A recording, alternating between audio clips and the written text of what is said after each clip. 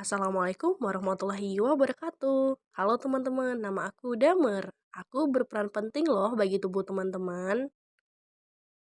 Yuk kita kenalan sama teman-teman yang udah bantu Damer. Tim editor Nurdiana, Yuliani Balkis, Kartika, dan Sri Fadila. Untuk tim pengisi suara ada Anissa Novianti, Melati, Juwita Triananda, Anissa Mutia, Setri Utami, Siti Ilsah, dan Ruth Damayanti. Teman-teman, jangan lupa siapin cemilan ya. Jangan lupa disimak dengan seksama. Yuk kita mulai. Seperti yang diketahui, sistem peredaran darah pada manusia terdiri atas organ jantung dan pembuluh darah. Untuk itu, mari simak penjelasan berikut. Manusia memiliki sistem peredaran darah yang berperan untuk mengalirkan nutrisi dan oksigen ke seluruh jaringan tubuh manusia. Jantung merupakan organ vital yang ada pada tubuh manusia. Jantung bertugas sebagai pemompa darah ke seluruh tubuh manusia. Di dalam jantung terdapat 4 ruangan yang terbagi menjadi 2 bilik dan 2 serambi. Serambi dan bilik kiri pada jantung berisi darah bersih yang kaya akan oksigen. Sedangkan bilik dan serambi yang berada pada kanan jantung berisi darah kotor yang kaya akan karbon dioksida. Selanjutnya yaitu pembuluh darah. Pembuluh darah merupakan sistem peredaran darah yang berbentuk tabung otot elastis atau pipa yang berfungsi membawa darah ke jantung. Dari jantung, darah tersebut akan dialirkan ke bagian tubuh lainnya. Begitupun sebaliknya, terdapat 2 jenis pembuluh darah yaitu arteri dan vena. Fungsi dari arteri membawa darah keluar dari jantung dan vena membawa darah masuk ke dalam jantung. Nah, teman-teman, kita ke bagian jantung pada sisi anterior, yaitu bagian depan. Bagian-bagiannya meliputi aorta. Aorta adalah arteri terbesar yang mengalirkan darah dari jantung, kemudian dilanjutkan ke bagian cabang tubuh yang berfungsi membawa darah beroksigen dari jantung ke seluruh tubuh. Selanjutnya ada arteri pulmonalis yang berfungsi membuang racun karbon dioksida serta mengembalikan oksigen pada darah. Adapun vena pulmonalis berfungsi membawa aliran darah mengandung oksigen dari organ-organ paru-paru menuju ke jantung di bagian atrium kiri. Lalu ada atrium kiri yang berfungsi menerima darah yang berasal dari organ paru-paru mengandung oksigen, kemudian dibawa ke ventrikel kiri. Adapun katup mitral merupakan katup yang memisahkan ruang jantung yang disebut atrium atau serambi kiri, berfungsi mengalirkan darah yang kaya akan oksigen dari paru-paru mengalir dari serambi kiri ke bilik kiri. Katup arteri berfungsi membuka jalan bagi darah kaya akan oksigen dari bilik kiri ke aorta. Adapun ventrikel kiri berfungsi menerima darah dari organ atrium kiri serta membawanya menuju ke seluruh tubuh. Ventrikel kanan berfungsi menerima darah yang berasal dari atrium kanan, kemudian membawanya menuju ke paru-paru. Vena cava inferior adalah pembuluh darah yang menerima darah dari badan dan kedua kaki, serta berfungsi membawa darah yang berasal dari tubuh bagian bawah menuju ke atrium bagian kanan jantung. Katup tricuspid berfungsi untuk memisahkan atrium kanan guna membantu mengalirkan darah menuju ke atrium kiri. Katup pulmonalis berfungsi membawa darah ke paru-paru untuk mengambil oksigen. Atrium kanan berfungsi menerima darah kotor dari tubuh yang dibawa oleh pembuluh darah. Adapun vena cava superior berfungsi membawa kembali aliran darah dari seluruh tubuh di bagian atas menuju ke jantung. Nah, itulah bagian-bagian dari sisi anterior jantung. Nah, teman-teman, bagian jantung juga dapat dilihat melalui sisi posterior atau bagian belakang jantung. Yang pertama ada vena cava superior, berfungsi membawa kembali aliran darah yang mengandung karbon dioksida yang asalnya dari seluruh tubuh. Yang kedua arteri pulmonari kanan, membawa darah kaya karbon dioksida menuju paru-paru. Sedangkan yang ketiga ada katup pulmonari kanan yang berfungsi mengatur aliran darah dari bilik kanan ke arteri pulmonalis. Yang keempat yaitu ada atrium kanan yang berfungsi menerima darah yang berasal dari seluruh tubuh. Nah, yang kelima ada vena cava inferior yang berfungsi membawa darah yang berasal dari tubuh bagian bawah menuju ke atrium bagian kanan jantung. Yang keenam ada air posterior interventrikular berfungsi memasok darah ke bagian posterior atau bagian belakang.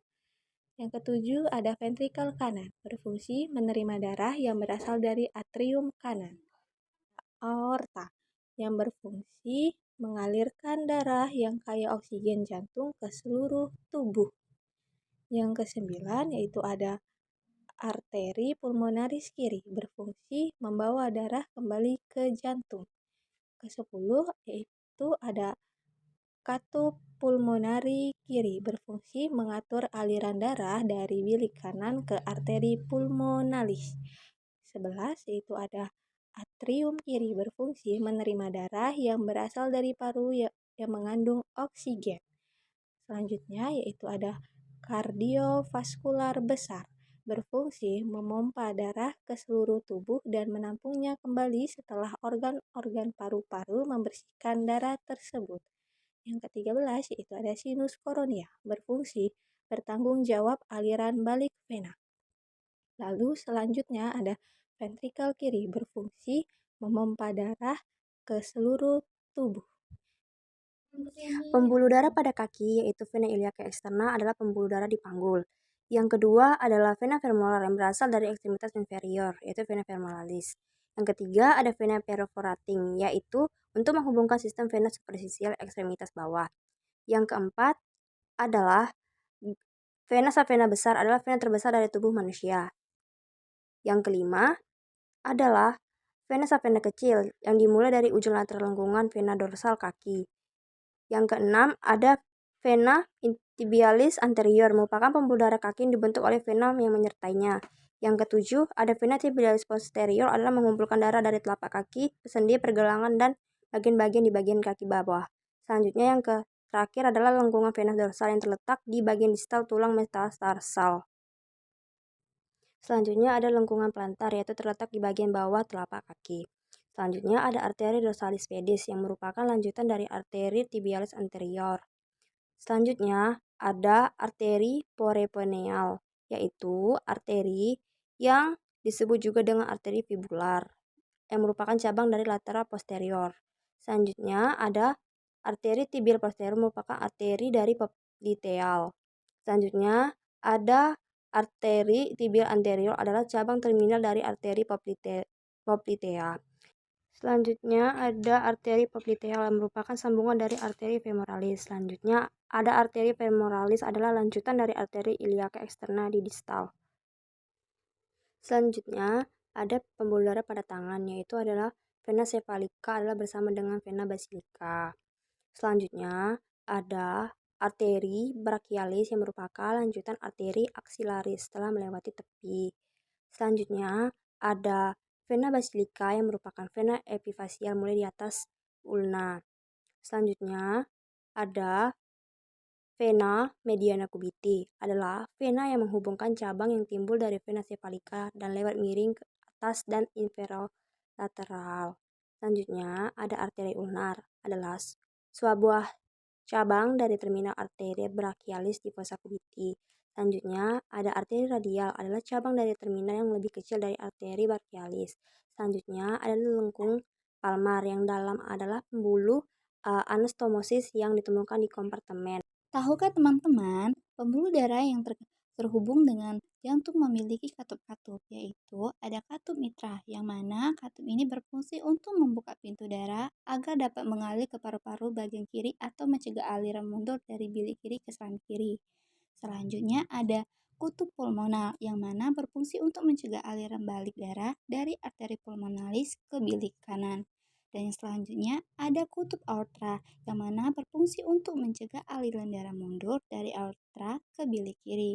Dan yang terakhir ada katup tricuspid, yang mana berfungsi untuk mencegah aliran bilik dari bilik kanan ke serambi kanan. Selanjutnya itu ada sirkulasi darah pada tubuh yang terdiri dari pembuluh arteri, pembuluh arteriol, pembuluh pena, pembuluh penula, dan pembuluh kapiler. Yang pertama itu ada pembuluh arteri yang merupakan pembuluh darah yang bertugas membawa darah dari jantung ke seluruh tubuh. Selanjutnya itu ada pembuluh arteriol, merupakan pembuluh arteri paling kecil yang berfungsi mengirimkan darah ke pembuluh kapiler. Selanjutnya ada pembuluh kapiler, merupakan bagian cabang yang ada di ujung pembuluh arteri dan vena. Pembuluh kapiler ini merupakan pembuluh darah yang kecil, halus, tipis, dan berpori. Selanjutnya ada pembuluh penula yang merupakan pembuluh pena kecil yang terbentuk dari kumpulan pembuluh kapiler. Selanjutnya pembuluh pena membawa darah kotor menuju jantung. Di dalam tunika adventitia juga terdapat pembuluh darah kecil yang disebut vasa vasorum untuk mensuplai darah ke jaringan. Di antara tunika adventitia dan tunika medial terdapat lamina elastica externa. Nah, pada bagian tunika intima itu berbatasan langsung dengan lumen. Lumen merupakan tempat mengalirnya darah di saluran peredaran darah. Nah, teman-teman Damer, itulah deskripsi mengenai komponen anatomi jantung dan peredaran darah pada manusia. Segitu aja dulu ya bersama Damer. Damer undur diri. Wassalamualaikum warahmatullahi wabarakatuh.